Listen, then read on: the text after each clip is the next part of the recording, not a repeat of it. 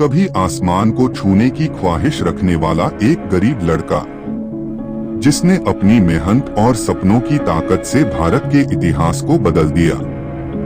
वो लड़का एक दिन मिसाइल मैन बना, फिर देश का राष्ट्रपति। आज हम बात करेंगे डॉक्टर एपीजे अब्दुल कलाम की, एक ऐसे महान व्यक्ति की जो आज भी करोड़ों दिलों में जिंदा है। 15 अक्टूबर 1931 तमिलनाडु के रामेश्वरम में एक बेहद साधारण मुस्लिम परिवार में जन्म। उनके पिता जैनुलाब्दीन नाव चलाते थे और मां आशियम्मा एक धार्मिक और सरल महिला थी। परिवार की आर्थिक स्थिति बेहद कमजोर थी। बचपन में अब्दुल कलाम ने अखबार बेचने का काम किया ताकि परिवार की मदद कर सके, लेकिन उन्होंने कभी अपनी पढ़ाई से समझौता नहीं किया। जब हालात कठिन हो जाएं, तब सपनों को और मजबूती से पकड़ो।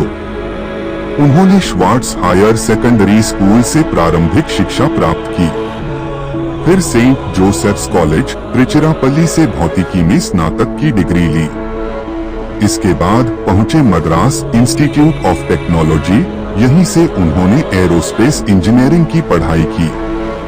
निट में उन्होंने अपने प्रोजेक्ट्स से प्रोफेसरों को इतना प्रभावित किया कि कहा गया, यह छात्र एक दिन देश के लिए कुछ बड़ा करेगा।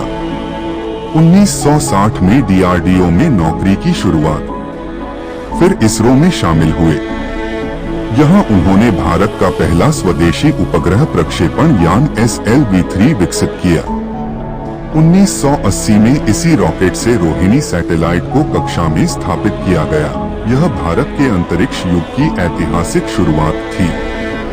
1980 के दशक में डीआरडीओ में लौटकर उन्होंने integrated guided missile development programme को लीड किया।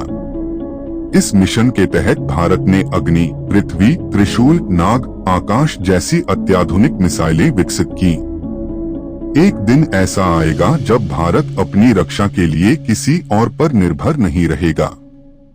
इन्हीं उपलब्धियों के कारण उन्हें मिला मिसाइल मैन ऑफ इंडिया का गौरव। हम शांति चाहते हैं, लेकिन अगर जरूरत पड़ी तो हम अपने आत्मसम्मान की रक्षा जरूर करेंगे। 1998 में पोखरण, राजस्थान में डॉक्टर कलाम की अगुवाई में हुआ भारत का दूसरा परमाणु परीक्षण। इस मिशन को अत्यंत गोपनीयता के साथ चलाया गया। अमेरिकी सैटेलाइट्स की निगाह से बचने के लिए सारी गतिविधियां रात में रेत से ढकी जगहों पर की गईं।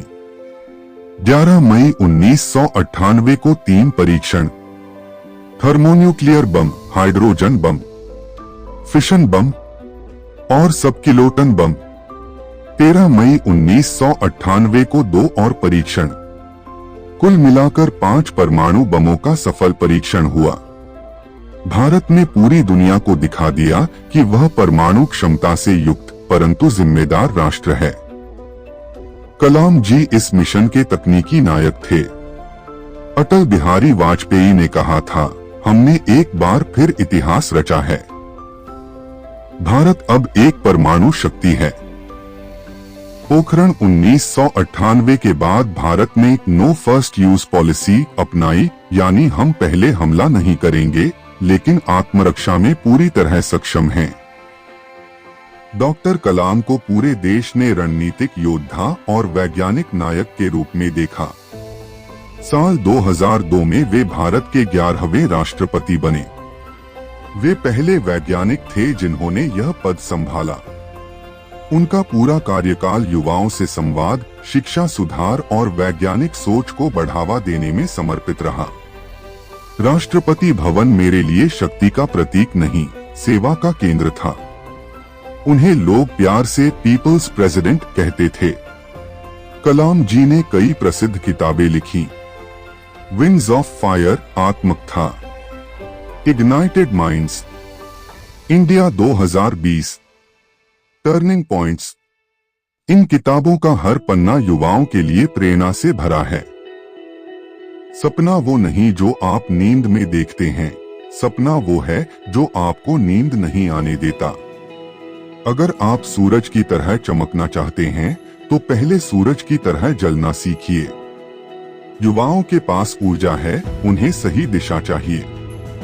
27 जुलाई 2015 वे IIM शिलोंग में लेक्चर दे रहे थे।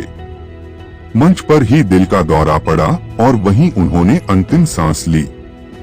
वे मृत्यु के अंतिम क्षण तक शिक्षण कार्य में लगे रहे। वे चले गए, लेकिन उनके विचार आज भी जिंदा हैं। डॉक्टर कलाम ने हमें दिखाया कि गरीबी, संघर्ष या असफलता कुछ भी सपनों को रोक नहीं सकता। उन्होंने देश को मिसाइल दी, विज्ञान दिया, प्रेरणा दी और सबसे बड़ी बात विश्वास दिया कि भारत कुछ भी कर सकता है। अगर आपको ये वीडियो प्रेरणादायक लगी हो तो लाइक करें, कमेंट करें और ऐसे ही महान भारतीयों की कहानियों के लिए चैनल को सब्सक्राइब करना न भूलें। जय हिंद।